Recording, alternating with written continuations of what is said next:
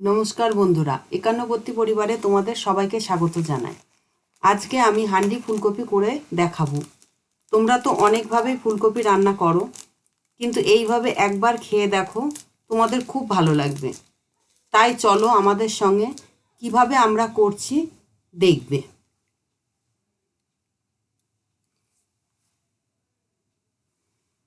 এর জন্য আমরা একটা গোটা ফুলকপি এবং 500 গ্রাম আলু নিয়ে নিয়েছি এবং ভালো করে ধুয়ে রেখে দিয়েছি।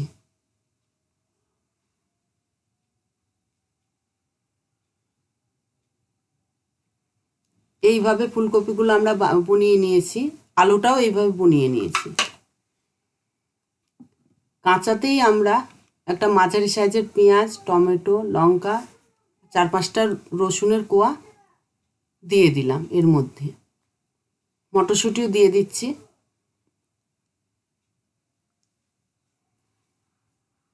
এখানে আদা, রসুন আর একটা শুকনো লঙ্কার পেস্ট করা আছে, সেটাও দিয়ে দিচ্ছি।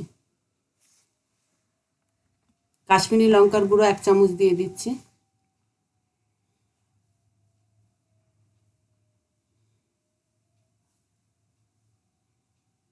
ধনে গুঁড়ো 1 চামচ দিয়ে দিচ্ছি। জিরে গুঁড়ো 1 চামচ দিয়ে দিচ্ছি।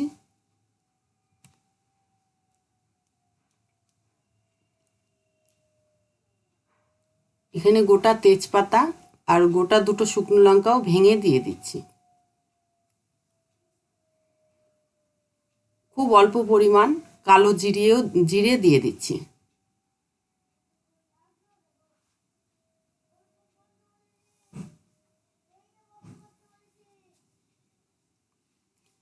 আর অল্প পরিমাণ কাঁচা সর্ষের তেল এর মধ্যে দিয়ে দিচ্ছি।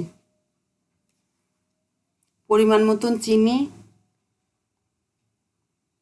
1/2 চামচ মতন গরম মশলা,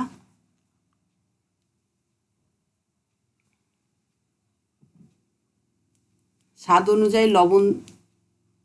আর নতুন যারা রাঁধুনি তাদের বলে দিচ্ছি, এরকম করে তরকারির ওপরে অনুযায়ী লবণটা যদি ছিটিয়ে নিই, তাহলে লবণের পরিমাণটা একদম ঠিক হয়। আর একটু হলুদ দিয়ে দিচ্ছি।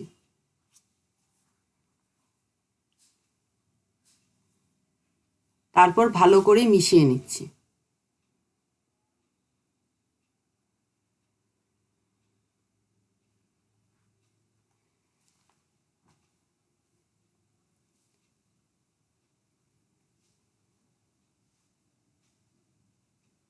মেশানো হয়ে গেছে, আধা ঘন্টা মতন ঢেকে রেখে দেব। আধ ঘন্টা পর ফিরে আসলাম।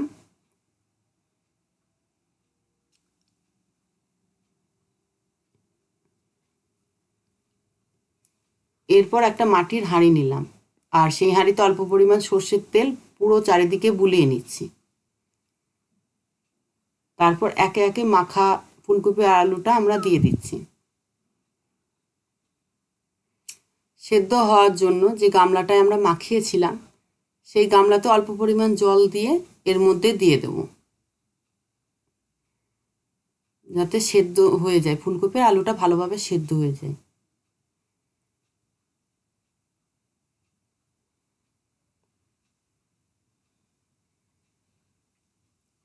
এবার একটা মাটির ঢাকনা দিয়ে ভালো করে ঢেকে মাখা ময়দা দিয়ে মুখটা ভালো করে আটকে দেবো, যাতে ভেতরকার হাওয়া বাতাস যাতে না বেরিয়ে যায়।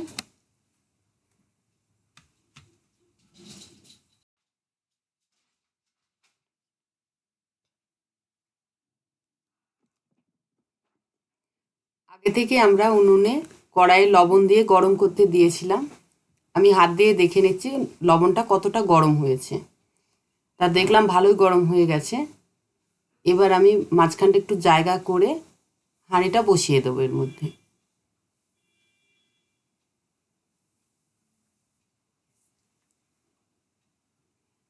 বসিয়ে দিলাম। এবার পাশের লবণগুলো একটু ভালো করে হাঁড়ির চারিপাশে আরও ভেতরে আমি দেখো খুন্তি দিয়ে যেভাবে আমি দিচ্ছি ওইভাবে করে দেবে, যাতে পুরো তাপটা আলু ফুলকপির মধ্যে পড়ে। এখানে আমি 10 মিনিট মতন খুব ফুল জোর আগুন দিয়ে ভালো করে তাতিয়ে নেব।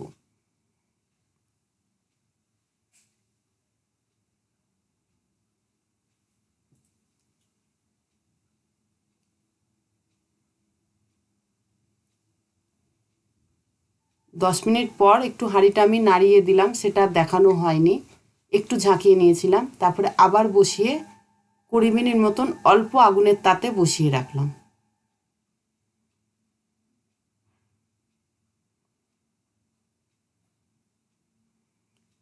মোট এখানে আধ ঘন্টা মতন আমার রান্নাটা করতে সময় লাগলো। আধ ঘন্টা পর খুলে তোমাদের আমি দেখিয়ে দিচ্ছি কেমন হয়েছে।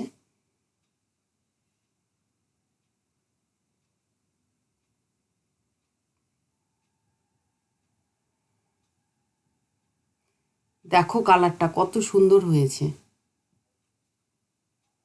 কি বলো দিনি, হাঁড়িতে করলে একদম, যাই করা হয় না কেন মাটির হাঁড়িতে করলে একটা মোমের মতন সেদ্ধ হয়, যেটা কড়াইয়ে করলে আমাদের হয় না। অথচ গলে, মানে যে খুব গলে যায় তাও না, আবার যে গলে, মানে হাতে দিয়ে দেখাবো তোমাদের, দেখো কত সুন্দর গলেছে, অথচ দানা হয়ে আছে, ফুলকপিগুলোও দানা হয়ে আছে, আবার গলেছেও সুন্দর। তোমরা একবার করে খেয়ে আমাকে কমেন্টে জানিও কেমন হয়েছে।